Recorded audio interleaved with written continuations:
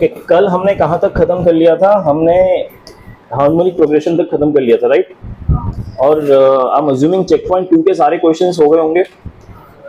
Check point 3 के मैंने 2 questions दिए थे जो डेफिनेटली करना था, जो आई थिंक एजीपी बेस्ड था, वो किया किसी ने? और एक क्वेश्चन मैंने कहा था मैं क्लास में समझाऊंगा, दैट्स राइट।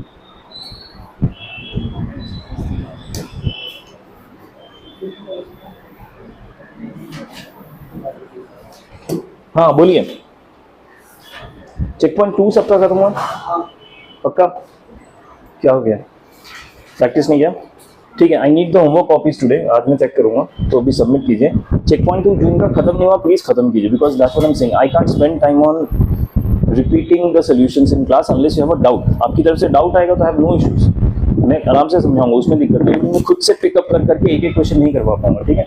मैं मोस्टली पीडीएफ में फोकस करूंगा और कुछ इंपॉर्टेंट क्वेश्चंस मैं बुक से भी पिक करूंगा, ठीक है? Just to increase our speed, इसलिए आपको घर पे आप प्रैक्टिस करना होगा। चेक पॉइंट 3 के जो 2 क्वेश्चंस दिए थे एजीपी के, वो इन्होंने ट्राई किया? आपने ट्राई किया? ओके, आर यू श्योर आप ट्राई करना चाहते हैं? एक बार ट्राई करना चाहते हैं? So can we discuss that tomorrow? But tomorrow I want कि वो डेफिनेटली खत्म हो, उसके बाद में ये कंटिन्यू नहीं करने वाला है, move on to arithmetic mean and geometric mean, ठीक है?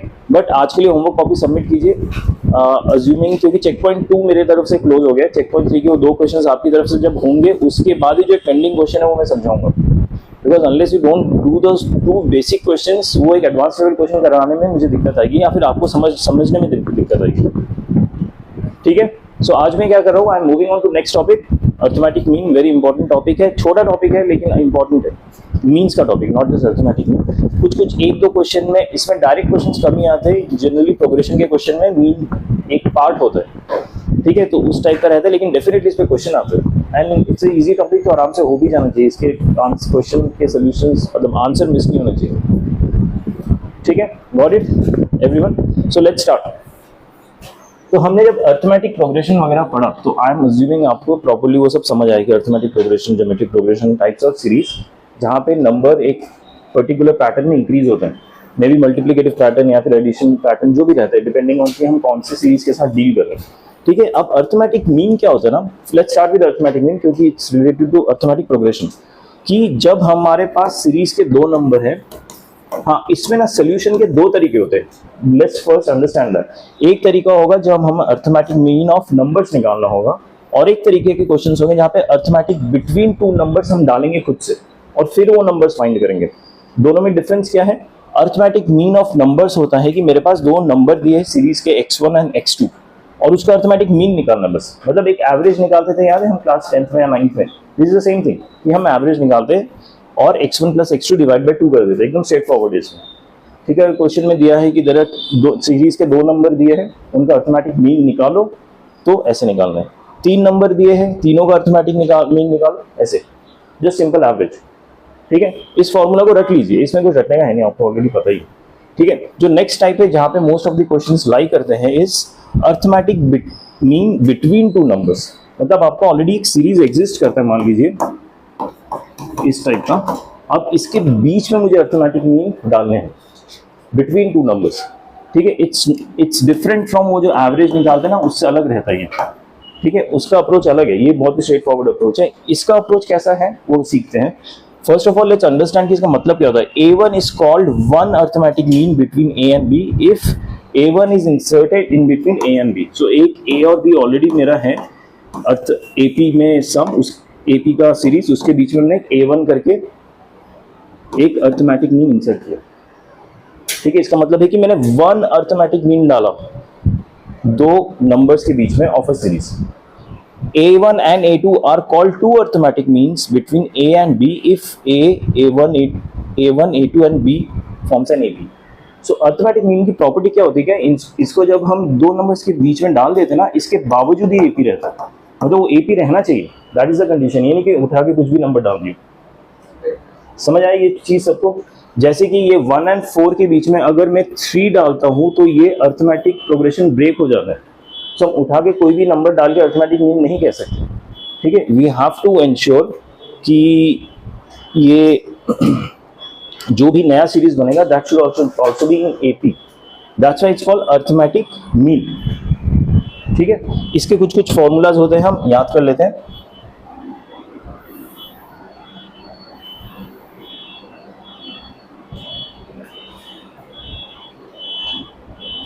आवाज नहीं, बाहर से तो आ रहा है।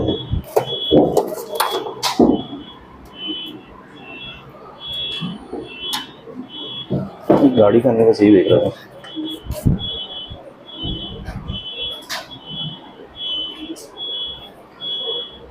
नीचे वाली गाड़ी का तो नहीं है ना? हाँ, okay. In general, if n arithmetic means a1, a2 and an are inserted between a and b, अच्छा by the way ये a and b जो नंबर्स थे ना, ये खुद एक अरिथमेटिक प्रोग्रेशन के नंबर्स थे, ठीक है। देन d जो नया हमारा बनेगा ना कॉमन डिफरेंस, मान लीजिए ये मेरा a एक नंबर है और b एक नंबर है, ये अरिथमेटिक प्रोग्रेशन का पार्ट है। इन दोनों नंबर्स के बीच में मैंने a1 a2 करते करते an इतने सारे अरिथमेटिक मीन्स इंसर्ट किए हैं। एन है हमारे क्वेश्चन में 2 होगा, 3 होगा, एन भी हो सकता है, depend on the question.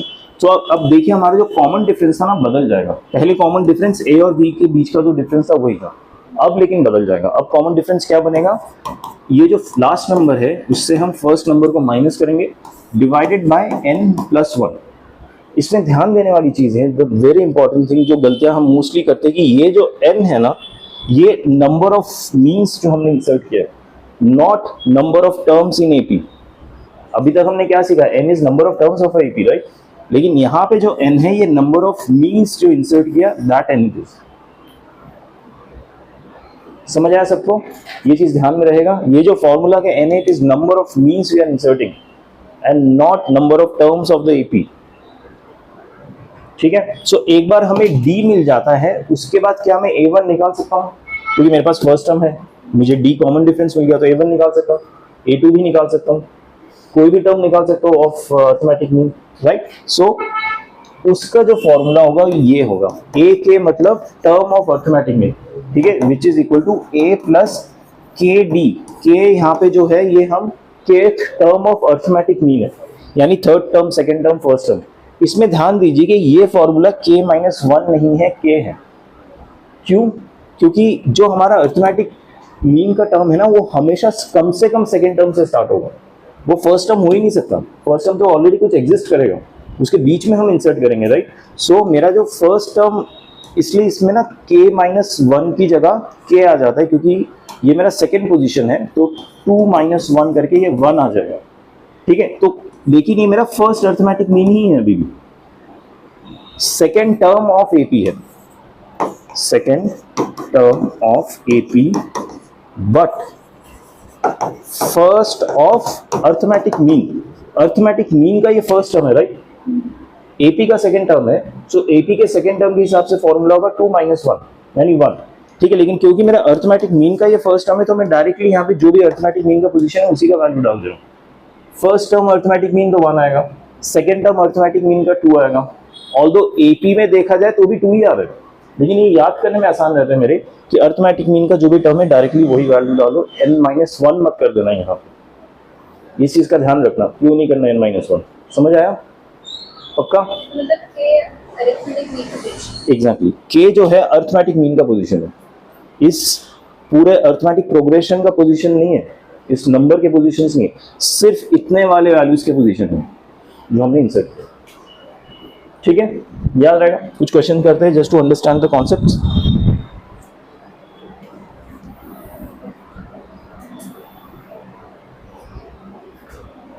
Insert 3 arithmetic means between 3 and 19, ठीक है। सो मेरे 3 नंबर है, 3, 19, इसके बीच में मैं 3 अरिथमेटिक मीन को इंसर्ट करूँ,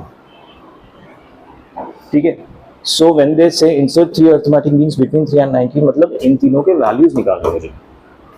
कैसे निकालेंगे? सबसे पहले हम निकालेंगे कॉमन डिफरेंस। d मेरा फॉर्मूला है, b माइनस है अपॉन n + 1। n क्या है? यस, सो ये मेरा होगा 19 - 3 अपॉन 3 + 1। समझ आया सबको? तो ये क्या हो जाएगा?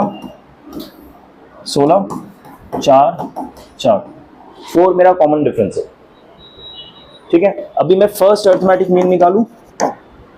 फर्स्ट अर्थमेटिक मीन का फॉर्मूला क्या होगा, a प्लस के डी था, right. If you remember, a मेरा क्या है, फर्स्ट टर्म है 3, k क्या है अर्थमेटिक मीन का position, that is 1 into d क्या है 4 यानी 7।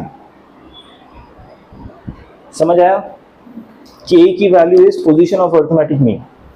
फिर अर्थमेटिक मीन 2 अगर निकालना है, जिसको हम a2 भी लिख सकते हैं बाय द वे, तो 3 प्लस 2 इंटू 4 8 11। ऐसे ही arithmetic mean 3 would be 3 plus 3 into 4 15। Logic समझ आया। इसके फॉर्मूलाज एग्जैक्टली सेम है एक ही जैसे, लेकिन जो डिफरेंस है वो इस टर्म में है, इस पर्टिकुलर पोजीशन में, उसका ध्यान रखिएगा, rest would be fine. This is the only place जहां पे गलतियां करते हैं, ठीक है। और ये जो फॉर्मूला है ना कॉमन डिफरेंस का, इसको एकदम याद रख लीजिए। हर बार आपको ये a minus 3 is equal to 19 minus a3 ये सब करने की जरूरत नहीं। You don't have to do all this thing, you don't have to spend time on this. Formula याद होना चाहिए बस, you don't have time for all those things. Questions will be pretty huge already, and ये सब formulas आप actually अपने school exam में भी यूज कर सकते हो।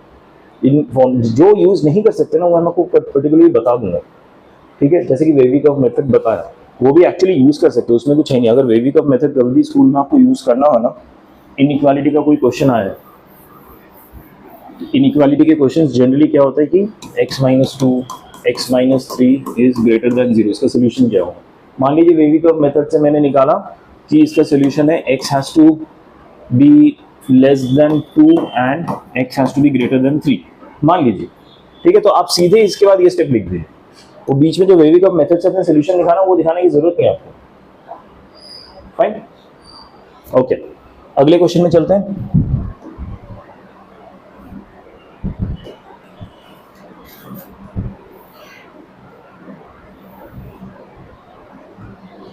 If n arithmetic means are inserted between a and 100 such that the ratio of first mean to the last mean is 1/7 and a plus n is 33, find the value of n। ठीक है, question पढ़िए, थोड़ा समझिए, फिर से मैं समझाऊंगा।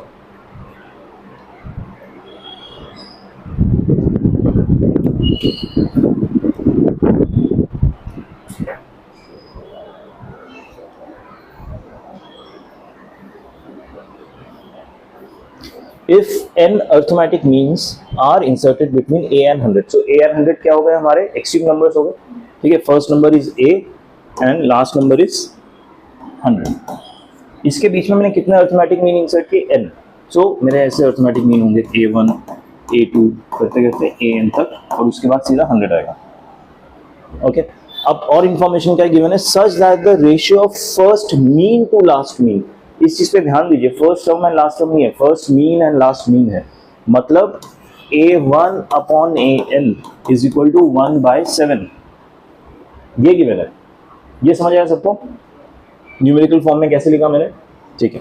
And a plus n equal to 33, ये एक एक्स्ट्रा इंफॉर्मेशन गिवन है। Find the value of n, इसकी वैल्यू निकालनी है, ठीक है। कैसे करेंगे, देखिए फर्स्ट स्टेप हमेशा, कोई भी अर्थमेटिक मीन होगा, आगे जाके ज्योमेट्रिक मीन होगा, ठीक है। हमें हमेशा कॉमन डिफरेंस या कॉमन रेशियो निकालना है if possible. So common difference का फॉर्मूला क्या है, b माइनस ए 100 माइनस ए अपॉन n प्लस 1। n क्या होगा यहाँ पे n ही होगा, क्योंकि n arithmetic mean he insert किया, हो गया, ठीक है। अब मुझे किसकी वैल्यू निकालनी है, n की वैल्यू निकालनी है। तो यहाँ पे जो ये a आया है, क्या मैं इसको रिप्लेस कर सकता हूँ n से, इस इक्वेशन को यूज करके, ठीक है। मेरा इंटेंशन है a को एलिमिनेट कर दूं, क्योंकि वैल्यू n की निकालनी है, ठीक है। सो इसको मैं लिख सकता हूँ 100 माइनस a की जगह लिख रहा हूँ 33 minus n upon n plus 1। मैं जस्ट ये ना बाद में भी डाल सकते हैं, मैं जस्ट सिंप्लीफाई करके रख रहा हूँ ऑलरेडी अपने आसानी के लिए। ये कितना होगा, 67 होगा, 67 plus n upon n plus 1, ठीक है। Got it everyone, okay. अब और क्या मुझे करना है, हाँ, इनका रेशियो 1/7 है, ठीक है। तो रेशियो पे फॉर्मूला लगाता हूँ। फर्स्ट अर्थमेटिक मीन लिखने का फॉर्मूला क्या होगा, a प्लस d, नहीं, उसके वाले k की वैल्यू क्या है, पोजीशन, हाँ तो A1 का 1 आएगा, समझ आया, क्योंकि फर्स्ट अर्थमेटिक मीन के लिए 1 ही आ जाएगा सीधा, ठीक है। और वैल्यू ऑफ डी मैंने क्या निकाला है 67 plus n upon n plus 1, समझ आया क्या किया मैंने। ओके एक्चुअली यहाँ पे एक काम करते हैं, मैं ना सिंप्लीफाइड ये नहीं यूज करता हूँ, यहाँ पे ऑलरेडी एक a बैठा है, मैं a वाला ही यूज करता हूँ, फिर जो फाइनल इक्वेशन बनेगा उसमें a का वैल्यू एक ही बार में रिप्लेस करूंगा, अदरवाइज ये बहुत ज्यादा लंबा हो जाएगा। सो a प्लस के इंटू डी मेरा हो जाएगा 100 माइनस ए अपॉन n प्लस 1, ठीक है, divided by a7 sorry an क्या होगा मेरा, first term would be A, position क्या आएगा nth अर्थमेटिक मीन के लिए, k की वैल्यू क्या आएगी, nth अर्थमेटिक मीन के लिए यहाँ पे k आता ना a प्लस n आएगा, राइट, इनटू d है 100 minus a upon n plus 1, this is equal to 1/7। इसमें डाउट है किसी को ये कैसे आया इक्वेशन, a1 अपॉन a7 में a1 का फॉर्मूला डाला, an का फॉर्मूला डाला, बस नथिंग, ठीक है। इसको सॉल्व करते हैं, एलसीएम लेके कैंसिल करूंगा और फिर क्रॉस मल्टीप्लाई करूंगा, तो 7 of a times n plus 1 plus 100 minus a is equal to a times n plus 1 plus n times 100 minus है। ये बताओ किस किस को नहीं समझ आया क्या किया मैंने, एलसीएम लिया दोनों का, एलसीएम लेने के बाद n प्लस 1 कैंसिल हो गया, दोनों ऊपर है नीचे, फिर क्रॉस मल्टीप्लाई करके 7 इधर लाया 1 को इधर रखा,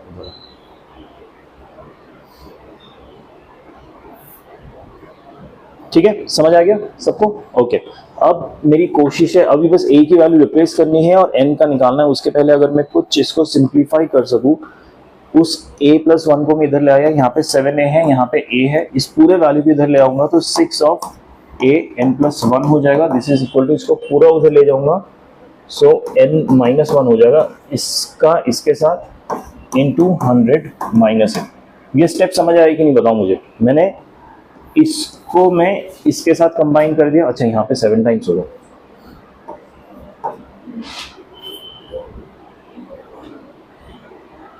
और इसको मैं इधर लेके आ गया, और फिर ये n कॉमन लिया और यहाँ पे जो -7 जाएगा उसके साथ मैंने ये लिख दिया। थोड़ा फटाफट कर रहा हूँ, समझ आएगी नहीं स्टेप बताइए मुझे।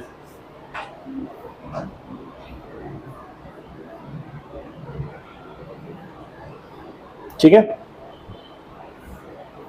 अब क्या करें, अब a की वैल्यू रिप्लेस कर दे, a plus inverse 33,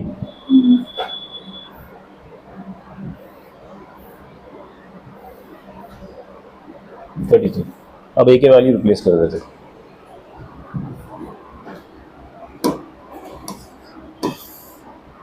six time a की वैल्यू होगी 33 minus n plus 1 n minus 7 100 minus 33 plus n। ये स्टेप समझ आ रहे हैं आप सबको या डाउट हो रहा है, ठीक है। सो इसको मैं मल्टीप्लाई करके ब्रैकेट खोलूंगा, 33n plus 33 minus n square minus n equal to, ये मेरा हो जाएगा 67 प्लस n, ठीक है। इस ब्रैकेट को खोलूंगा, n मल्टीप्लाई कर रहा हूँ, 67n plus n square minus 7 into 67 minus 7n। अभी 6 इंटू 33, यार ये बहुत बड़ा इक्वेशन बन रहा है, वेस्टिंग टाइम। 18 198 ठीक है क्या, आई थिंक सो, बट ये देखिए यहाँ पे माइनस n है तो ये 32 होगा, तो 198 मुझे हटाना पड़ेगा। 32 हो गया, अगर मैंने इसको हटाया, 6 2 12 6 3 18 192n plus 198 minus 6n square is equal to 60n plus n square minus 7 7 49 6 7 42 469, ठीक है। सबको उधर लेके जा रहा हूँ, तो 7n स्क्वायर हो गया, उधर लेके गया, माइनस 192 132n माइनस, ओ भाई साहब, 17 1 10 से 16 16 1 2 667 इक्वल टू, सिंपल सा इक्वेशन बन गया। देखिए आई एम श्योर ये कुछ इसका वो होगा,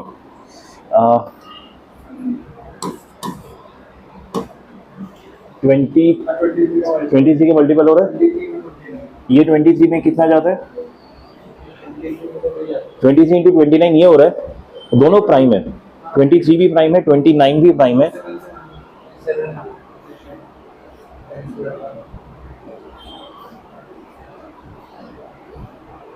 ये 7 से 23 आ रहा है। ये किससे आ रहा है? नहीं 7 से नहीं होगा ये, क्योंकि इसको बाइफरकेट करना है, राइट।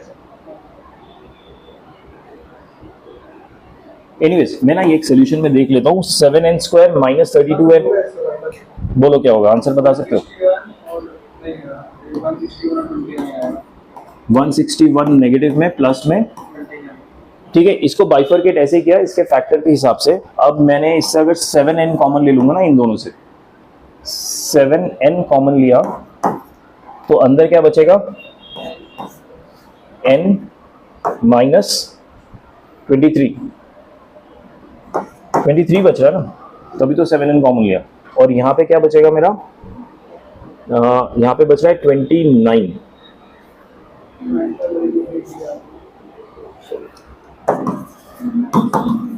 ठीक है, तो n की वैल्यू आएगी 23 एंड 29/7। क्यों 23 को कंसीडर करेंगे? क्योंकि नेचुरल नंबर है, क्योंकि पोजीशन डिफाइन कर रहे हैं, इसलिए फ्रैक्शन को कंसीडर नहीं करेंगे। ठीक है, got it. So you have to spend this kind of time, but I hope conceptually आप लोगों को समझ आएगा क्वेश्चन में था। चल ओके, लेट्स मूव ऑन। हाँ 23 आंसर है, करेक्ट। हाँ देखिए यहाँ पे ना एक शॉर्टकट गिवन है, कभी कभी ना क्वेश्चन में आ जाता है, ठीक है, and it's a very useful shortcut. अगर क्वेश्चन में आता है, ऑब्वियसली आप सीबीएसई में यूज नहीं कर सकते शॉर्टकट, लेकिन सीबीएसई में ऐसा क्वेश्चन भी नहीं आएगा, ये क्वेश्चन जेई में ही आता है। शॉर्टकट ये है कि if sum of n AMs inserted between A and B, not if, sum of n AMs inserted between A and B is equal to n times AM of A and B। ठीक है, मान लीजिए मेरे पास दो terms है A and B, उसके बीच में मैंने A1 A2 करके AM तक अर्थमेटिक मीन्स इंसर्ट किए। तो ये स्टेटमेंट क्या कह रहा है? The sum of arithmetic n arithmetic, मतलब इनका जो सम होगा A1 plus A2 till AN, this is equal to n times AM of A and B। n times AM of A and B का क्या होगा? Arithmetic mean of two numbers A plus B by 2, इसका n times answer होगा। ठीक है, so basically इसका summation मैंने इस फॉर्मूला से निकाला है। वैसे देखा जाए तो देखिए ये खुद एक AP है, राइट, तो आप AP का फॉर्मूला यूज करके समेशन निकाल सकते हैं। ठीक है, that is not a problem, but ये कह रहा है कि और भी आसान हो जाएगा अगर आप ये फॉर्मूला यूज करें, use even less time.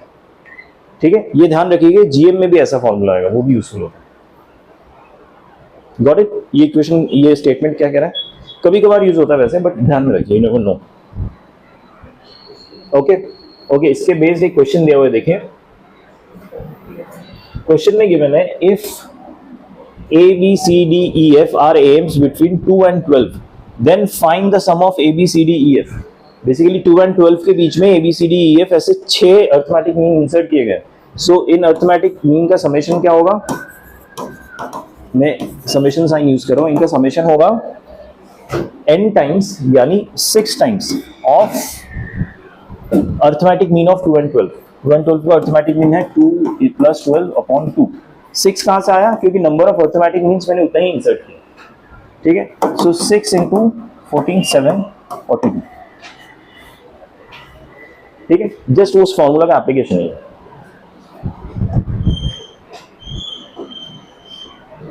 Okay, moving on. Arithmetic mean समझ आ गया, आई एम अज्यूमिंग सबको एटलीस्ट बेसिक कॉन्सेप्ट समझ आया। जब हम क्वेश्चंस करेंगे तो और प्रैक्टिस हो जाएगा। अब ज्योमेट्रिक मीन करते हैं। ज्योमेट्रिक मीन क्या है?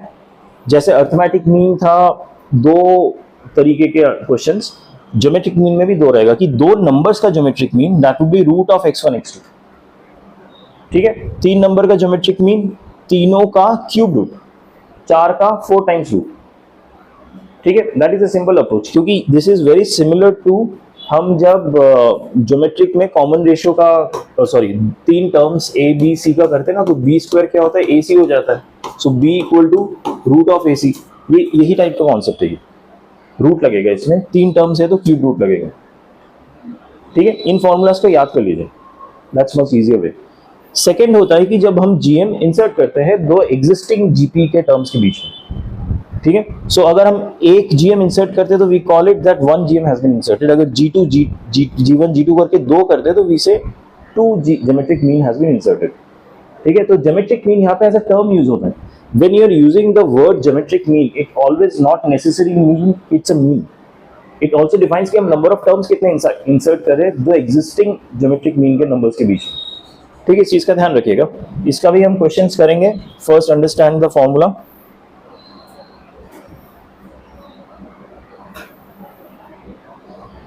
ठीक है, कॉमन डिफरेंस का फॉर्मूला याद है, right, for arithmetic mean. Geometric mean का कॉमन डिफरेंस है r equal to last number upon first number raise to the power 1 upon n plus 1। वहां पे डिनोमिनेटर में n प्लस 1 था, यहाँ पे पावर में 1 अपॉन n प्लस 1, और n क्या है, फिर से number of arithmetic means, not total numbers in the geometric progression. Number of arithmetic mean जो हम इंसर्ट कर रहे हैं उसका काउंट है ये।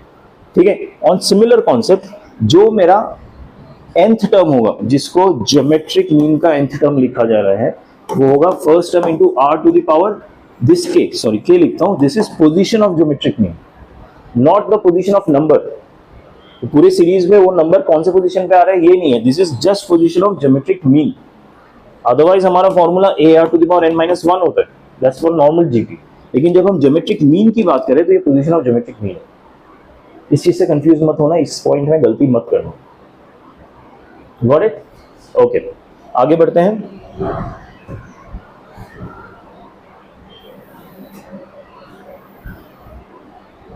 Insert 4 geometric means between 2 and 486। तो मेरा पहला टर्म है 2, मुझे कितने geometric mean, g1 g2 g3 g4 and last term होगा 486। 4 ज्योमेट्रिक मीन इंसर्ट कर दिए मैंने। ठीक है, इसका कॉमन रेशियो क्या आएगा, b upon a, b is 486 upon a is 2 divided by 1 upon n क्या रहेगा यहाँ पे 4 प्लस 1। ठीक है, इसको सॉल्व करेंगे, होगा 2 4 3 डिवाइडेड बाय 1 अपॉन 5। 2 4 3 3 क्या होता है ना, 3 टू द पावर 5 होता है, into 1 upon raise to the power 1 upon 5। So common ratio आ गया मेरा 3। कॉमन रेशियो निकाल दिया अगर, तो फिर हम टर्म्स अपने आप निकाल सकते हैं। लेकिन ज्योमेट्रिक मीन के केस में हमें पता है कि अपना फॉर्मूला है ज्योमेट्रिक मीन 1 का क्या फॉर्मूला होता है, a r to the power k, geometric mean का पोजीशन। सो फर्स्ट a की वैल्यू मेरी आ गई 2, फर्स्ट ज्योमेट्रिक मीन का वैल्यू होगा 3 टू द पावर 1 रहेगा, इस चीज का ध्यान रखिए, 6 हो जाएगा। सेकंड का क्या होगा, 2 3 टू द पावर 2, ये एक्चुअली सेकेंड पोजीशन में है पूरे उसमें, इस चीज का ध्यान रखिए। हम this is in second position in the whole GP, लेकिन फर्स्ट ज्योमेट्रिक मीन है इसलिए यहाँ पे 1 आ गया, यहाँ पे 2 आ जाएगा, 9 98, इस तरह से बाकी भी आ जाएंगे। समझ आए? डाउट है किसी को? डाउट हो तो बताइए। व्हाट? ओके, आगे बढ़ते हैं।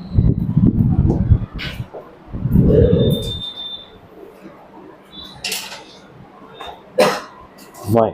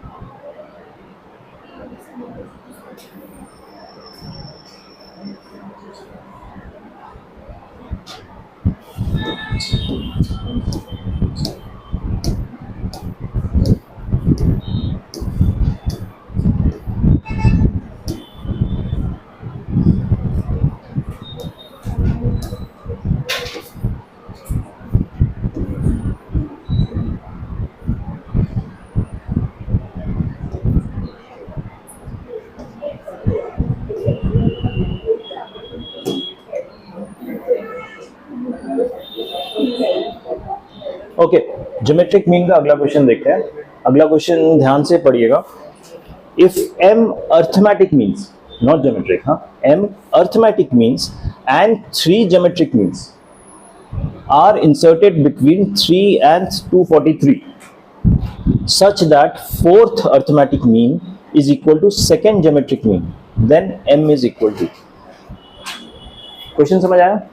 आप ट्राई करेंगे क्वेश्चन। इसमें बस एक चीज बता देता हूँ, ये जो m अर्थमेटिक मीन इंसर्ट किया ना 2 and 3 and 243 के बीच में, ये अलग सीरीज है, ठीक है। ये 3 होगा, then a1 a2 a3 an तक, उसके बाद 243 आएगा, ठीक है। और जो सेकंड पार्ट है 3 geometric means are inserted between 3 and 243, ये एक और प्रोग्रेशन है, ठीक है। दोनों एक साथ इंसर्टेड नहीं, अलग अलग उसमें इंसर्टेड, ठीक है। ये इस टाइप का हमें क्या गिवन है information, such that fourth arithmetic mean, यानी यहां पे जो A4 होगा and is equal to second GM, जो मेरा सेकेंड जीएम है, इसके बराबर होगा। ये दोनों आपस में बराबर होंगे। अच्छा, फर्स्ट टर्म गिवन है, लास्ट टर्म गिवन है, नंबर ऑफ ज्योमेट्रिक मीन भी गिवन है, आर निकाल सकते हैं और उसके बाद सेकेंड टर्म निकाल सकते हैं, या फिर एक शॉर्टकट। इफ यू रिमेंबर, अगर हमारे पास ज्योमेट्रिक सीरीज गिवन है, ज्योमेट्रिक प्रोग्रेशन, एंड के नंबर का मल्टीप्लिकेशन, इक्विडिस्टेंट नंबर का मल्टीप्लिकेशन, बीच के नंबर का क्या होता है, याद है ये शॉर्टकट। तो g2² क्या हो जाएगा, 3 into 243, तो g2 क्या हो जाएगा, रूट, वो निकाल लेना जो भी रहेगा। आप कैसे भी कर सकते हो, दैट्स द पॉइंट। ये हमारा MCQ है, आप रफ कॉपी में कैसे करो, नो वन केयर्स, लेकिन स्कूल में कैसे करोगे, पीपल विल केयर। तो स्कूल में ये मत लगा देना, that's what I am saying. School में आपको रेशियो निकाल के ही करना है। अगर स्कूल में सिमिलर टाइप का क्वेश्चन आता है, उसमें शॉर्टकट मत लगाइएगा। ये शॉर्टकट सिर्फ हमारे MCQ क्वेश्चंस के लिए यूजफुल होता है, ठीक है। सो रेशियो निकाल के आप बेसिकली आपको G2 निकालना है, G2 का एग्जैक्ट वैल्यू मिलेगा, उसमें कोई वेरिएबल नहीं होगा। यहाँ पे आप A4 भी निकाल सकते हैं, लेकिन उसमें एक वेरिएबल होगा, क्योंकि इसमें नंबर ऑफ टर्म्स नहीं पता हमें, n हमने इंसर्ट किया, राइट, तो इसमें n वेरिएबल रहेगा। कॉमन डिफरेंस निकल आएगा, A4 टर्म निकालिए, उसमें n रहेगा, x के साथ इक्वेट कीजिए तो आपका m का वैल्यू आ जाएगा। सॉरी, m नहीं, यहाँ पे m है, मैंने गलती से n लिख दी, तो आपको m का वैल्यू आ जाएगा। ट्राई करेंगे क्वेश्चन, कीजिए प्लीज।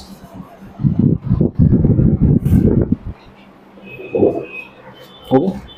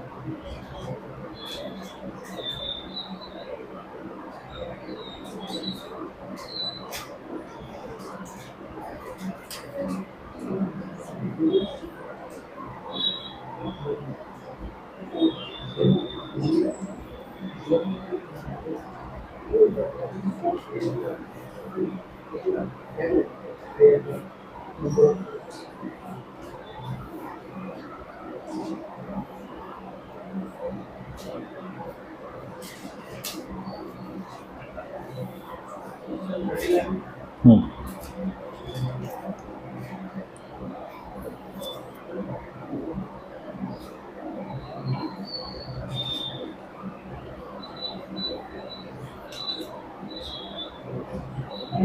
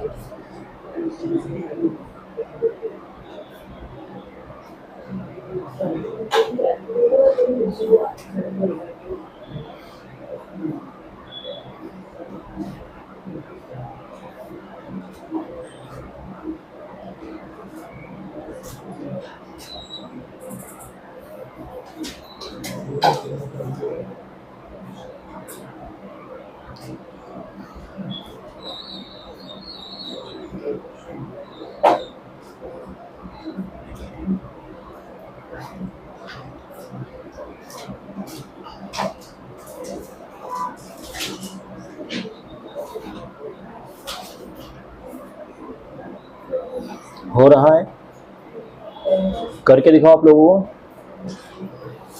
क्योंकि अगला क्वेश्चन भी करना है। अच्छा ये बताइए G2 का वैल्यू निकला है कि नहीं सबका? G2 का क्या वैल्यू आया है? 27। ठीक है फाइन। सो बाकी का मैं देखता हूँ।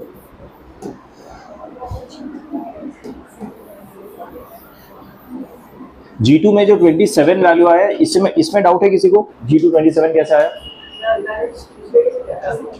आंसर आया कि नहीं? हाँ, फिर दूसरा तरीका सही नहीं होगा। आप सही तरीके से कीजिए। जब अगर आंसर मैच करके देन इट्स फाइन। 27 अगर आया है तो इट्स फाइन। क्या है? अपने कॉमन रेशियो B3 ये कितना होता है? 243/3 कितना होता है? हाँ, तो 3 टू द पावर, तो कॉमन रेशियो 3 है ना, सो दैट्स फाइन। आया ना? हाँ, तो ये आंसर क्या है? 3 स्क्वायर करोगे ना तो आंसर 3 आएगा कॉमन रेशियो, दैट्स फाइन। ठीक है, 27 आया कि नहीं सबका? G2 सबका 27 आया। ओके, अब हमें अरिथमेटिक मीन जो गिवन है उसका मुझे D निकालना है। D would be 243 minus 3/m+1। m are number of arithmetic means I have inserted. सो ये हो गया 240/m+1, ये मेरा D हो गया। इसका फोर्थ अरिथमेटिक मीन क्या होगा? A4 क्या होगा? A is 3 plus fourth position की वजह से 4 आएगा इंटू 240/m+1, ये मेरा D मल्टीप्लाई किया। इस इक्वेशन में डाउट है किसी को? ये मेरा A4 कैसा है, कैसे आया रादर? डाउट है? ओके, और ये मेरे G2 के बराबर है, यानी ये 27 के बराबर होगा। गिवन है क्वेश्चन, अब बस सॉल्व करना और कुछ नहीं। ठीक है, पहले मैं इस 3 को उधर ले जाता हूँ, तो ये हो जाएगा 4 टाइम्स 240/m+1 इक्वल टू 24। ये 4 कैंसिल हुआ, 6। ठीक है, ये 6 को मैं नीचे ले आऊंगा और m+1 को ऊपर ले जाऊंगा, तो m+1 इक्वल टू 240/6। 6 8 24, m का वैल्यू क्या आ गया? 79। कुछ गलती की? हाँ, 4 यहाँ पे 24 क्या 40, m is 39। ठीक है, ये 4 इस 24 को कैंसिल करके 6। ठीक है, अगले क्वेश्चन में बढ़ते हैं।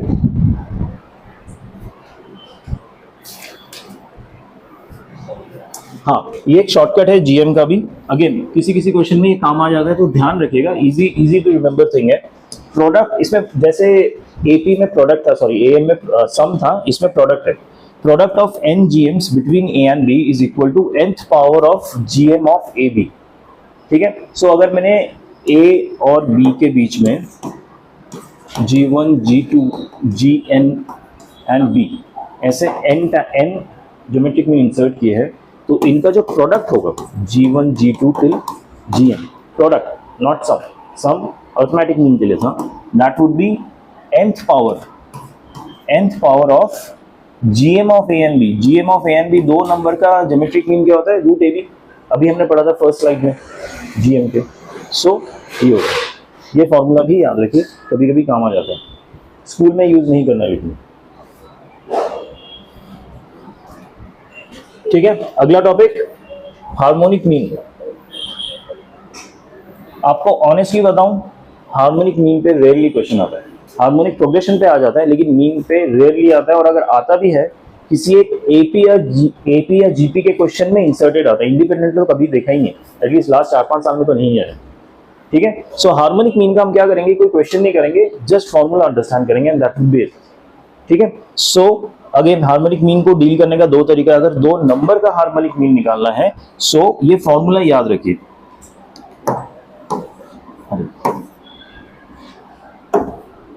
ये एक फॉर्मूला है दो नंबर का harmonic mean, 2x1 x2 upon x1 plus x2। Just इतना याद रखिए, 3 का होगा तो 3 times x1 x2 x3 divided by x1 x2 plus x2 x3 plus x3 x1। ठीक है, और अगर हार्मोनिक मीन को हमने इंसर्ट किया है किसी एग्जिस्टिंग हार्मोनिक मीन के नंबर्स के बीच में, कैसे डील करना है? रेसिप्रोकल लेके एपी बना लेना, अलग से डीलिंग सीखना ही नहीं है। एपी डील करना आता है आप लोगों को, राइट? अगर मैं अर्थमेटिक मीन इंसर्ट करता हूं, सो आपको हार्मोनिक मीन का कैसे डील करना है? पहले उसको मान लीजिए ए और बीच में मैंने h1 h2 करके hn तक इंसर्ट किया harmonic mean between an existing harmonic mean. अब अगला मैं इसको फॉर्म कर लूंगा, ये मेरा नया सीरीज बन गया, लेकिन वेरिएबल सेम है, और ये किस में रहेगा? एपी में रहेगा। एपी के सारे डिटेल्स पता है मुझे, तो पहले मैं डी निकालूंगा। डी कैसे होगा? 1/b minus 1 upon A divided by n plus 1। ठीक है, ए आर इसका देखिए, हाँ इसमें ए एच एन क्या होगा? अगेन ए प्लस ए, इसमें 1/a है, प्लस के टाइम्स डी का जो भी वैल्यू हम निकालेंगे वो।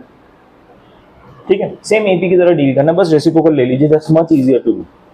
ठीक है, अगर क्वेश्चन आता है तो भी, वैसे तो आएगा नहीं डायरेक्ट क्वेश्चन, कहीं पे बीच में कुछ आया तो। ठीक है, हार्मोनिक मीन को हमेशा एपी से डील करना है। फाइन, आगे बढ़ते हैं। ओके, रिलेशन बिटवीन व्हाट, अब तो मैंने छुआ भी नहीं है।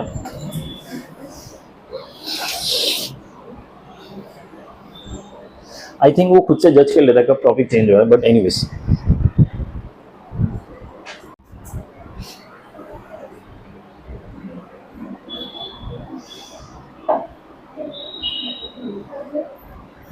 It's a very important topic, am, GM और एचएम का रिलेशन।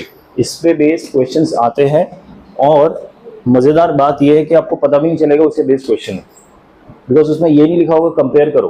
ठीक है, क्वेश्चन का कुछ प्रॉपर्टीज होते हैं, वो प्रॉपर्टीज पढ़ के समझ आता है कि अच्छा ये एएम और जीएम के कंपैरिजन का क्वेश्चन है। That is the biggest issue. ठीक है, एक बार आपको रियलाइज हो जाएगा ना कि इसमें एएम और जीएम हमें कंपेयर करना है, then it becomes a very easy question.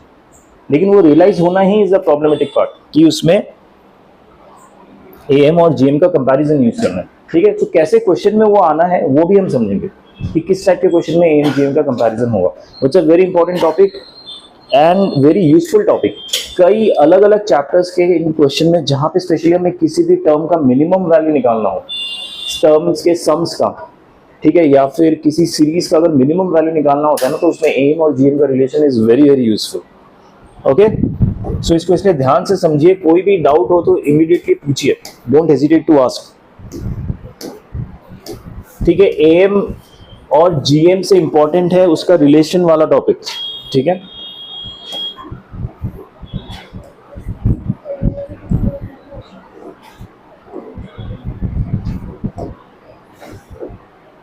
ठीक है, सबसे पहले इसी से स्टार्ट करते हैं। जो एक्चुअली रिलेशन है वो एएम, जीएम और एचएम का है, लेकिन एज यूजुअल एचएम को ज्यादा इंपॉर्टेंस देते नहीं हम, एएम जीएम को ही देंगे, because we are trying to minimise our efforts. HM में एफर्ट डालने की जरूरत ही नहीं है ज्यादा, क्योंकि क्वेश्चंस ही नहीं आते। ठीक है, एएम और जीएम पे ही क्वेश्चंस आते हैं। एंड ये चीज का ध्यान रखिए, ये सिर्फ पॉजिटिव नंबर्स के ऊपर ही वैलिड होते हैं। ठीक है, the numbers have to be positive in the progression और whatever terms we are dealing with. ठीक है, इस चीज का एब्सोल्युटली ध्यान रखना है कि given number have to be positive.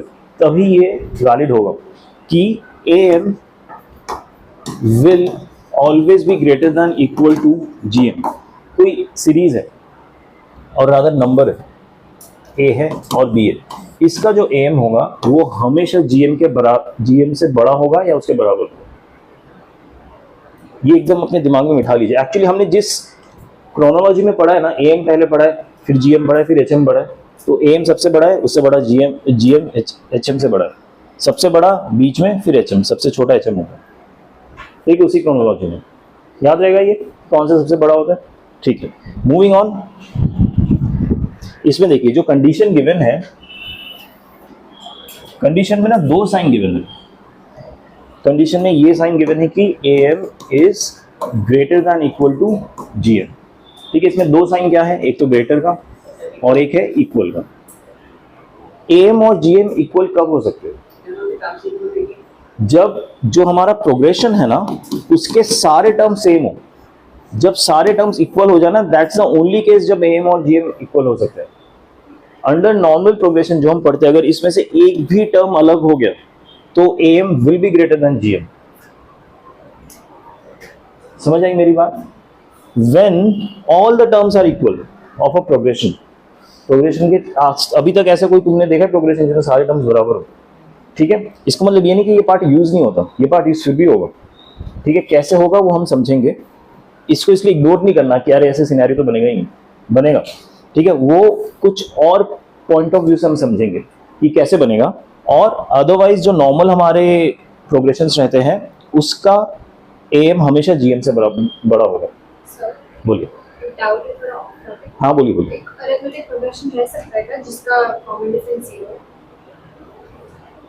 हाँ हाँ रह सकते ना, बिल्कुल। हाँ हाँ,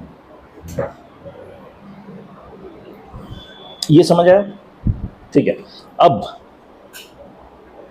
ये जो मैंने इक्वेशन लिखा है, AM is greater than equal to GM।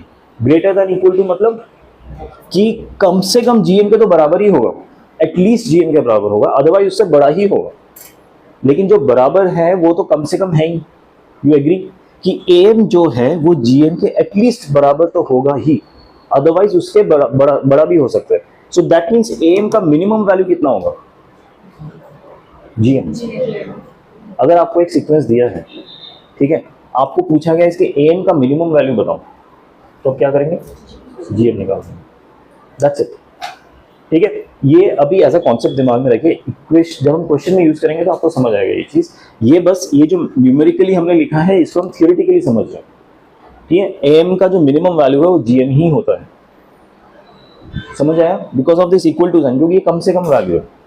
ठीक है,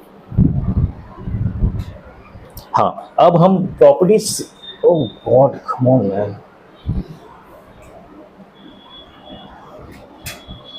अब हम प्रॉपर्टीज सीखने वाले हैं कि कौन से क्वेश्चन में हमें AM और GM का कंपैरिजन यूज करना है। वेरी इंपॉर्टेंट पार्ट, और इस प्रॉपर्टीज को एकदम दिमाग में बिठा लीजिए।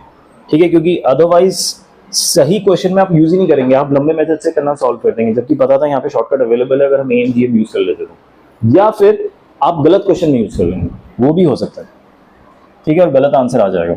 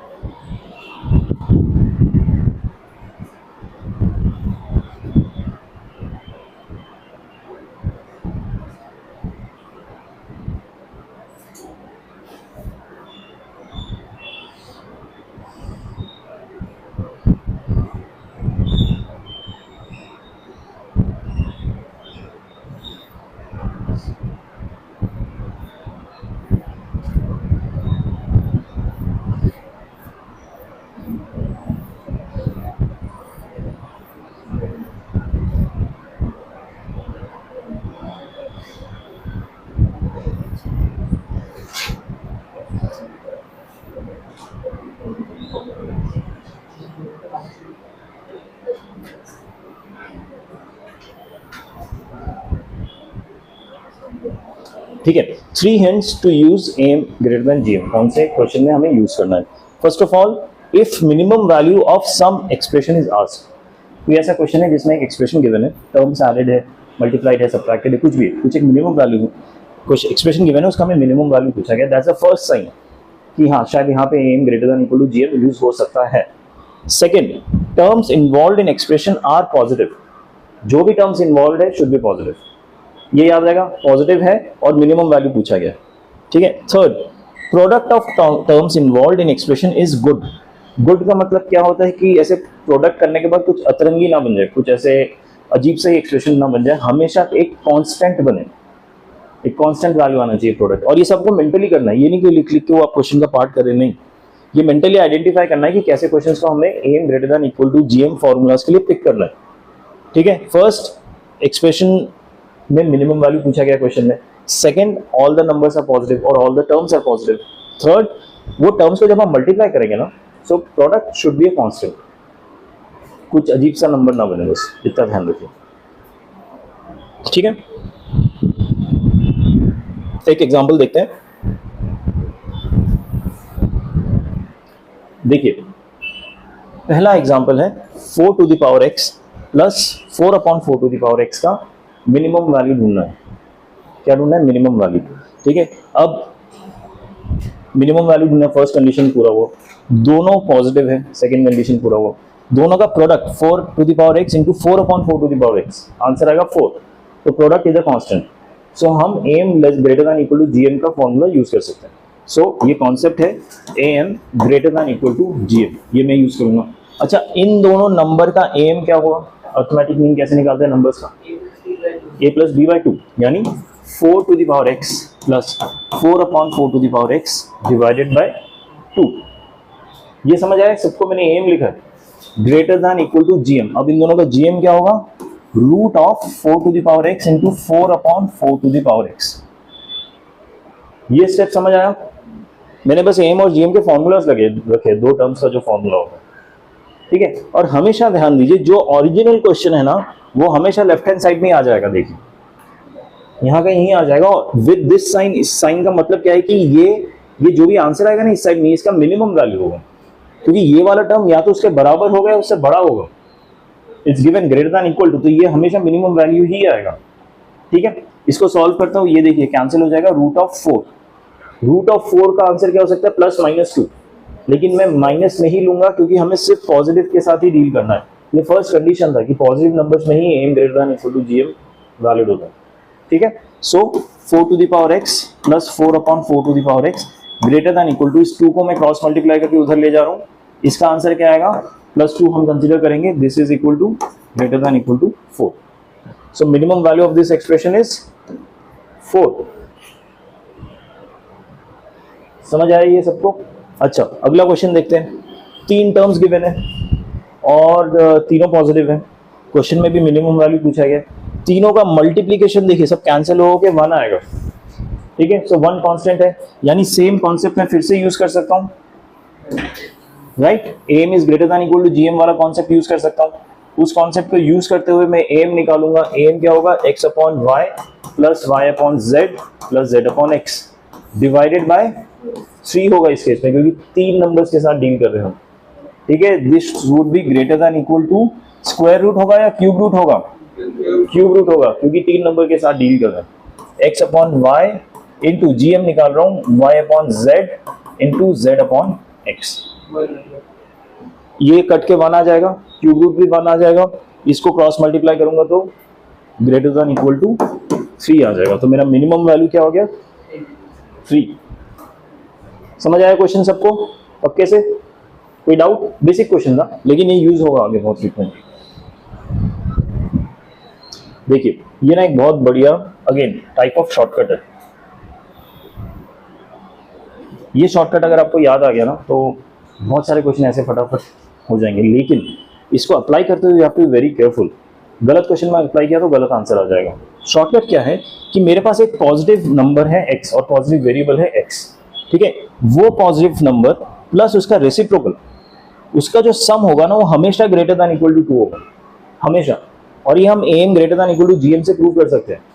इन दोनों का अगर हम एम निकालेंगे तो डिवाइड बाई 2 होगा, x plus 1 upon x by 2 greater then GM होगा। जीएम में ये दोनों कैंसिल हो जाएंगे, उसका रूट पे 1 आएगा, नीचे का 2 ऊपर ले जाऊंगा तो ग्रेटर देन इक्वल टू 2 आ जाएगा।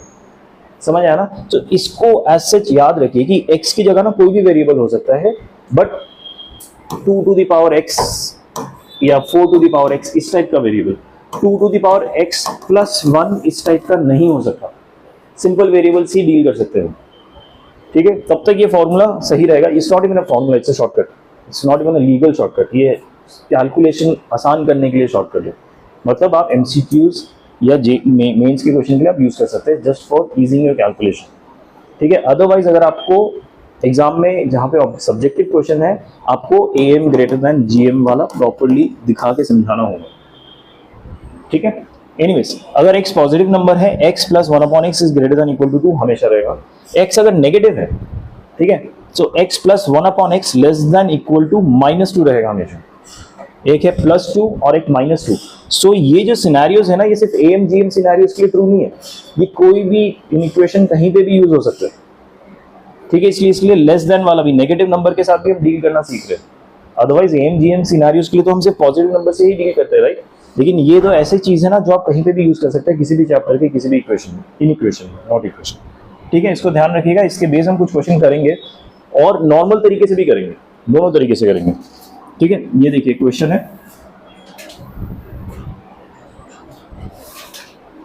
Find the minimum value of x upon y plus y upon x plus y upon z plus z upon y plus x upon z plus z upon x, x y z are all positive. इसका minimum value ढूंढना है मुझे, समझ आया? अब इसमें एक चीज देखिए, इसमें पेयरिंग हो रहा है, पेयरिंग हो रहा है। पेयरिंग के केस में क्या कर सकते हैं ना, हम उसको इंडिविजुअली भी सॉल्व कर सकते हैं। अच्छा, अगर मैंने x upon Y plus y upon x को लिया, दोनों पॉजिटिव है, हमें मिनिमम वैल्यू ढूंढना है, और थर्ड दोनों का मल्टीप्लीकेशन कांस्टेंट 1 आ रहा है। तीनों सिनेरियोस ट्रू हो गए, मतलब मैं AM greater than GM use कर सकता हूँ just for first two. So AM greater than equal to GM में क्या होगा, x plus y upon x divided by 2 is greater than equal to इनका GM यानी root of x plus y into x upon y into y upon x, cancel 1 यानी x plus y upon x is greater than equal to 2 आ गए। 2 इसका minimum value हो गया। समझा सबको ये? हाँ या ना? ठीक है। अभी ये दो भी ऐसे ही होंगे और ये दो भी ग्रेटर देन इक्वल टू 2 आएंगे, सेम लॉजिक के साथ। तीनों ग्रेटर देन इक्वल टू 2 का मिनिमम वैल्यू आ रहा है, तो तीनों का कॉम्बिनेशन क्या हो जाएगा, ग्रेटर देन इक्वल टू 6, ये वाला बस ऐड कर देना। क्यों? क्योंकि तीनों के बीच में एडिशन है। अगर मल्टीप्लीकेशन होता तो मल्टीप्लाई कर देते, ठीक है? अगर ये तीनों ऐसे आपस में मल्टीप्लाइड होता ना, तो 2 2 2 मल्टीप्लाई करके 8 से बराबर मिनिमम वैल्यू हो जाता है 8 में। इस केस में एडिशन है तो 6 हो गया, ठीक है? अभी देखिए, हमने जो प्रीवियस शॉर्टकट पढ़ा था, x plus 1 upon x is always greater than equal to 2, तो इसमें देखिए x upon Y plus 1 upon x upon Y लिख सकता हूँ क्या, राइट? सो इससे भी मुझे पता चल जाएगा कि इसका मिनिमम वैल्यू 2 ही है इस सेट का, इन दोनों पेयर का। अगले पेयर का भी 2 रहेगा, अगले का भी 2 रहेगा, तो आप सीधा 6 लिख सकते थे। ये यहां तक आने की जरूरत ही नहीं थी। समझ आया? पक्का? ओके, वापस, ठीक है। हमने ये शॉर्टकट पढ़ा था अभी, x plus 1 upon X greater than equal to 2, ये याद है? अब x अपॉन वाई को मैं ऐसा x डील करूं, सेकेंड टर्म है y अपॉन x, क्या उसको मैं 1 अपॉन x अपॉन वाई लिख सकता हूं? लिख सकता हूं। अब क्या ये इस फॉर्म में आ गया, ये नॉर्मल है और ये इसका रेसिप्रोकल हो गया। दोनों का मिनिमम वैल्यू क्या होगा, 2, तो इसका मिनिमम वैल्यू क्या होगा, 2 होगा, जस्ट बाय दिस फॉर्मूला, ठीक है? सो ऐसे 2 2 2 ऐड करेंगे तो 6 आंसर आता है। Got it? ओके, आगे बढ़ते हैं। अच्छा, ये अगला क्वेश्चन है।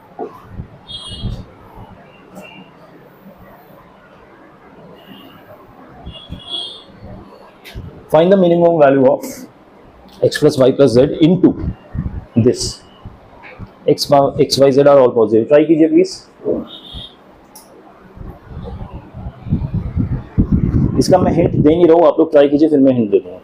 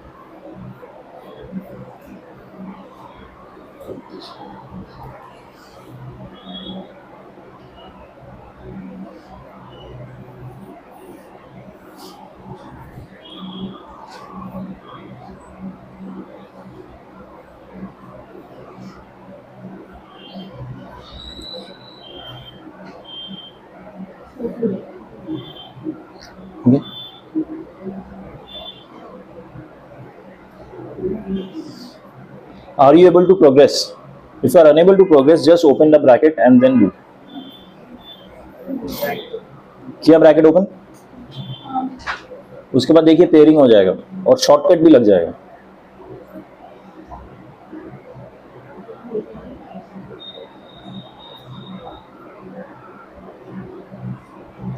लेकिन उसमें एक अलग से नंबर आएगा, उस नंबर को छेड़ना नहीं है, उसका जबरदस्ती का पेयरिंग नहीं करना है.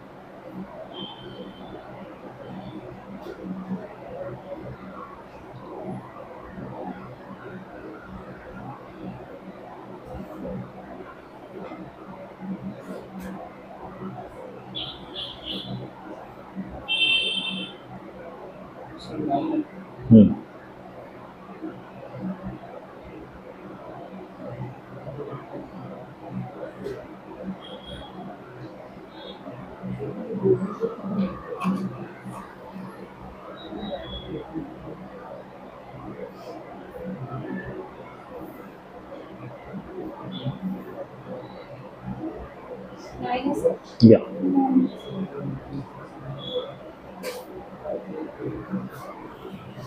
देखिए सिंपल हम ब्रैकेट खोलेंगे, पहले x को मल्टीप्लाई करेंगे. x को मल्टीप्लाई करने पे देखिए आएगा 1 plus X upon Y plus X upon Z. ये समझ आया? सिर्फ x को मल्टीप्लाई किया मैंने, ये ब्रैकेट खोलने के टाइम x को इससे मल्टीप्लाई किया तो ये आ गया. नेक्स्ट मैं मल्टीप्लाई करूंगा y को इस टर्म से, सो y को इस टर्म से मल्टीप्लाई करूंगा तो आएगा y upon x plus 1 plus y upon Z. समझ आया? अगला मैं z को मल्टीप्लाई करूंगा, वो हो जाएगा plus z upon x plus z upon Y plus 1. समझ आया यहाँ तक सबको क्या किया मैंने? अब देखिए पेयरिंग कर सकता हूँ एक्स वाई का वाई एक्स के साथ, राइट, एक्स जेड का इसके साथ और इसका एक्स के साथ. ठीक है, बाकी 1 प्लस 1 प्लस 1 तो 3 रहेगा ही, इसको नहीं छेड़ना. इसका मिनिमम वैल्यू कितना होगा? 2.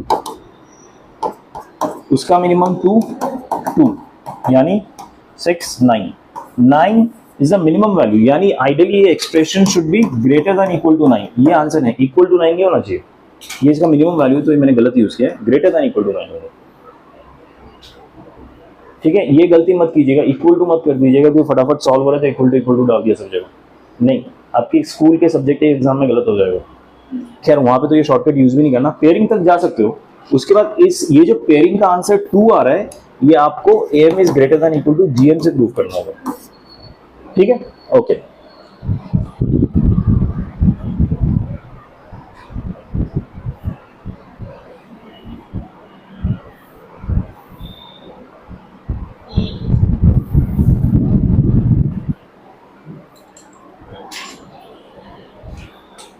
ये क्वेश्चन देखिए, if x y z are positive and distinct numbers then prove that this is greater than x y z.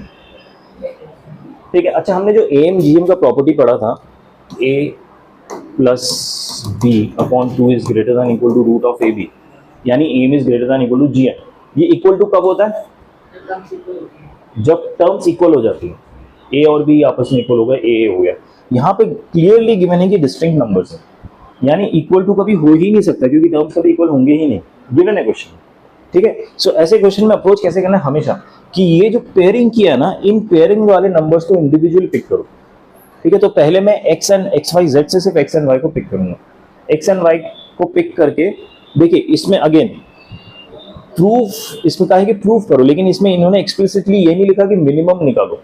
वो हमें यहाँ पे दिख रहा है कि इसको हमें, इसका मिनिमम वैल्यू होना चाहिए. इस वाले लेफ्ट हैंड साइड का टर्म का मिनिमम वैल्यू 8xyz होगा. ये हमें greater than equal to sign से पता चल रहा है. ठीक है, लेकिन इसमें बाकी चीजें जो है ना, वो आपके जजमेंट से होगा कि इसमें am और gm का क्यों यूज कर रहे हैं. ठीक है, सो am और gm अगर मैं x एंड y में यूज करूं तो x plus Y upon 2 is greater than equal to root of xy. ठीक है, 2 को उधर ले गया. ठीक है, क्या मैं सेम चीज y एंड z के बारे में भी लिख सकता हूं और सेम चीज z प्लस x के बारे में भी लिख सकता हूं? हाँ या ना? हाँ या ना? अब बस हम मल्टीप्लाई कर देंगे. इन तीनों इन इक्वेशंस को मल्टीप्लाई करेंगे। सो x प्लस वाई आएगा, y प्लस जेड आएगा, z प्लस एक्स आएगा, that will be greater than equal to, ये 2 2 2 मल्टीप्लाई होके क्या होगा 8, ऐड नहीं करना मल्टीप्लाई करना, ठीक है, मल्टीप्लाई होके 8 आ गया। और ये रूट तो रूट ही रहेगा, लेकिन रूट के अंदर क्या आएगा, ये x और x मल्टीप्लाई होके x स्क्वायर हो जाएगा, y और y मल्टीप्लाई होके y स्क्वायर, z और z मल्टीप्लाई होके z square. So root of x square, हाँ इक्वल टू नहीं आना चाहिए, that's true, very important point, equal to नहीं आना चाहिए क्योंकि डिस्टिंक्ट नंबर गिवन है क्वेश्चन में, इक्वल टू सिर्फ इक्वल नंबर से ही होगा, ठीक है। So X square Y square Z square का रूट होगा एक्स वाई जेड, तो हमारा आरएचएस आ गया, वेरी इजी टू प्रूव, ठीक है। एक्स वाई के बाहर, एक्स वाई के बाहर यहाँ पे 2, यहाँ पे था, बस लेके गए, ठीक है। अगले में देखते हैं,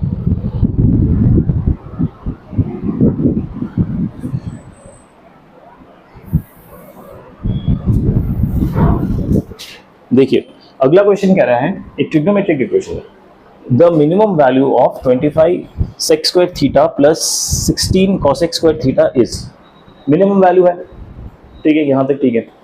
ट्रिग्नोमेट्री आ गया, लेकिन ये बेसिक ट्रिग्नोमेट्री, इसमें कोई वैसा ट्रिग्नोमेट्री नहीं है जो क्लास 11th 12th में पढ़ने वाला है, ये जो ट्रिग्नोमेट्रिक आइडेंटिटीज आपने पढ़ा हुआ है ना, उसी पे बेस्ड ही है।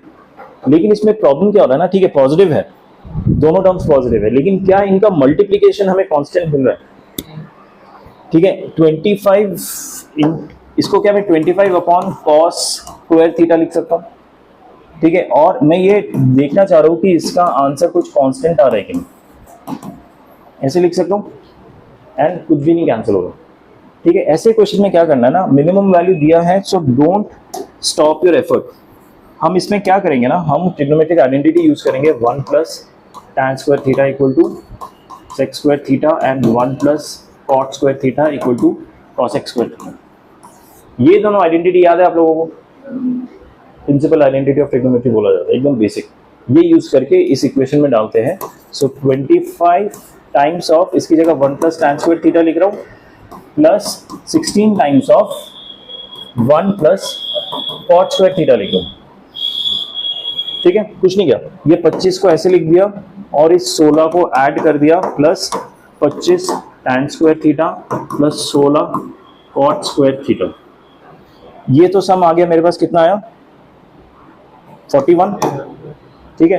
प्लस अब ये देखिए, क्या इनका प्रोडक्ट निकालूं तो कांस्टेंट आ रहा है क्या, क्योंकि tan और cot एक दूसरे का रेसिप्रोकल होता है, तो कैंसिल हो जाएंगे, तो कुछ कांस्टेंट नंबर आ रहा है, तो इस पे हम am ग्रेटर देन jm लगा सकते हैं, ठीक है। लेकिन क्या हम इस पे शॉर्टकट लगा सकते हैं, शॉर्टकट नहीं लगा पाएंगे, क्योंकि एक जगह 25 है एक जगह 16, ये दोनों एक दूसरे के रेसिप्रोकल नहीं है।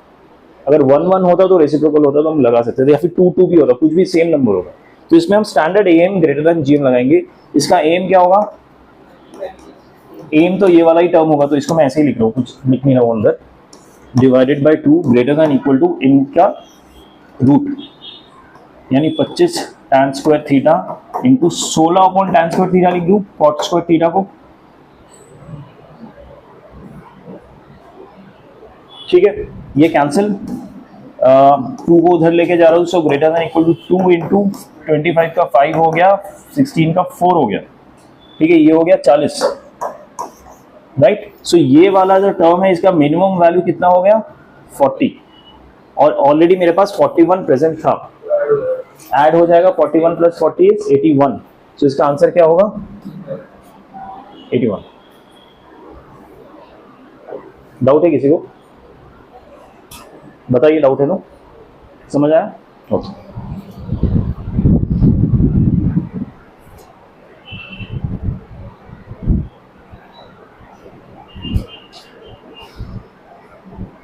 Okay, last question of the day,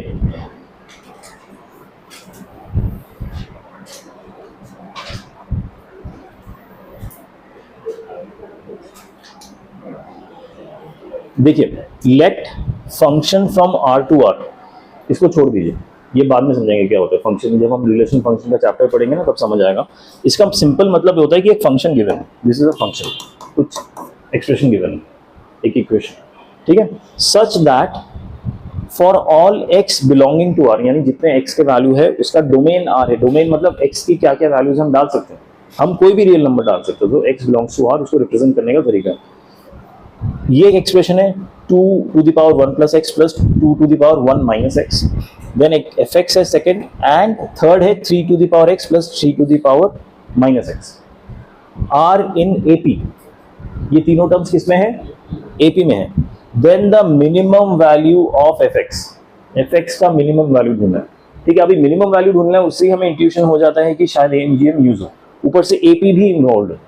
So we will always go by AMGM path and we will see कि कुछ हम उससे सॉर्ट आउट करके सॉल्व कर सकते हैं कि नहीं, ठीक है। So एक चीज इसमें बताइए कि ये तीनों AP में हैं, ये गिवन है। तो जब तीन टर्म्स AP में होते हैं तो twice of B is equal to A plus C, ये याद है, ऐसे लिख सकता हूं मैं। So twice of f of x, क्योंकि fx बीच का टर्म है, would be equal to 2 to the power 1 plus x plus 2 to the power 1 minus x plus 3 to the power x 3 to the power minus x, ये लिख सकता हूं। मुझे किसका मिनिमम वैल्यू चाहिए, fx का। सो ये यहां से 2 हटा के यहां पे लिख दूं, यहां पे 2 शिफ्ट कर दिया। अब मुझे किसका मिनिमम वैल्यू चाहिए, fx का, ठीक है। देखिए बहुत ही वैसे टर्म्स है जिनका मल्टीप्लिकेशन कांस्टेंट है और दोनों पॉजिटिव है, ठीक है। सो AMGM आराम से यूज कर सकते हैं। इनफैक्ट यहाँ पे हम शॉर्टकट यूज कर सकते हैं, लेकिन शॉर्टकट यूज करते हुए ध्यान रखिए, इस टर्म पे तो शॉर्टकट यूज कर सकते हैं लेकिन इस पे नहीं कर सकते। इस पे क्यों नहीं कर सकते, क्योंकि यहाँ पे raise to the power 1 plus x है 1 माइनस x है। अगर सिर्फ x और माइनस x होता तो हम कर सकते हैं। सो क्या हम इसको x और माइनस x बना सकते हैं, कैसे, देखिए ये 1/2 है, ये 2 to the power 1 plus x हो गया, 2 into 2 to the power x लिख सकता हूँ, ऐसे लिख सकता हूँ। 1 को मैंने अलग कर दिया, ये समझ आया। प्लस इसको मैं क्या 2 divided by 2 to the power x लिख सकता हूँ। ये माइनस x को नीचे ले आया और ये ऐसा हो गया, समझ आया। लेकिन ये ब्रैकेट यहाँ पे खत्म नहीं होगा, इसके बाहर एक और स्क्वायर ब्रैकेट होगा, क्योंकि ये स्क्वायर ब्रैकेट पूरे में है। Plus 3 to the power x, और ये 3 to the power minus x को 1/3x लिखो। ये समझ आया क्या किया मैंने, बस रीअरेंज किया, कुछ अपनी अभी तक कुछ कैलकुलेशन स्टार्ट नहीं किया मैंने, समझ आया। Any doubt, any query, okay. बाहर का हाफ तो अभी मैं ऐसे ही रख रहा हूं, यहाँ पे 2 था और यहाँ पे 2 है, इसको मैं बाहर कॉमन ले सकता हूँ। बाहर अगर मैंने इसको कॉमन ले लिया, अंदर क्या बचेगा 2 to the power x plus 1/2 to the power x। Short इसका मिनिमम वैल्यू क्या होगा, याद है शॉर्टकट, इसका मिनिमम वैल्यू मैं 2 लिख रहा हूं। मिनिमम वैल्यू लिखा है इसलिए अब ये इक्वल टू नहीं रहेगा, ग्रेटर देन इक्वल टू हो जाएगा, ठीक है। प्लस इसका मिनिमम वैल्यू, कोई डाउट है यहां तक,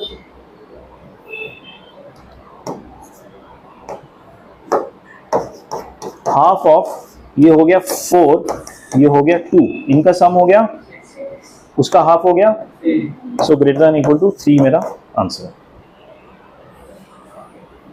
शॉर्टकट काम आ रहा है कि नहीं, अदरवाइज आपको अलग से AMGM करना पड़ता है, that is not also very time consuming, but shortcut है तो स्पेशली MCBC के लिए बहुत ही आसान है। कहाँ पे शॉर्टकट अप्लाई करना है ना, दैट इज वेरी इंपॉर्टेंट, वो चीज वो मिस मत कीजिएगा, ठीक है। ओके, सो इसका आंसर 3 आ गया। This is our last question. So हम होपिंग कि आपने, हमने जब क्लास स्टार्ट की थी क्या पढ़ा था, arithmetic mean, geometric mean, harmonic mean का हमने फॉर्मूला पढ़ा था, याद है ना, वो गया अभी दिमाग से, पढ़ा था इतना तो याद है, ठीक है। उसके बाद हमने AMGM का कंपैरिजन पढ़ा, वेरी इंपॉर्टेंट टॉपिक, ऐसा मैं क्या बोलूँ, ऐसा क्विक फिक्स टॉपिक है ना, बहुत जगह यूज आ जाता है, आउटसाइड दिस चैप्टर ऑल्सो कहीं पे भी यूज आ सकता है, ठीक है। और AMGM का कंपैरिजन समझ आ गया होगा, आई एम अज्यूमिंग। इसके बेस में हम होमवर्क देता हूँ। अगला जो हमारा टॉपिक है ना, वो है वेटेड AMGM, ठीक है, वो हम कल करेंगे। वेटेड AMGM बड़ा मुश्किल टॉपिक नहीं, आसान, ज़्यादा परेशान मत हो, 2-3 क्वेश्चन करेंगे हो जाएगा, ठीक है। उसके बाद हम special sequence and series start करेंगे, which is the time consuming part. Special sequence and series जो होने वाला है वो थोड़ा टाइम लगेगा उसमें। सो आज जो होमवर्क दे रहा हूँ, चेक पॉइंट 3 के 2 क्वेश्चंस अगर आप लोग कल करके आए, उसमें आपको डाउट हुआ, then third question I do, otherwise there is no point of doing it. आज जो होमवर्क दे रहा हूँ वो भी आपको करके आना है। यहाँ पे हमारे क्लासेस में अब डिफरेंस होने वाला है। I don't have time to do book questions if you don't have doubts. I assume कि आपने किया है, ठीक है। Only if you have doubts I do those questions. तो आज का होमवर्क लिखिए, चेक पॉइंट 2 का question number 9, 12 and 14। 9, 12 and 14 check point 2, जो मैंने पहले स्किप करवाया था आपको, इफ रिमेंबर, ठीक है। And come to check point 3 नहीं, अभी सीधा पेज नंबर 288 पे आइए। Question number 32, 288।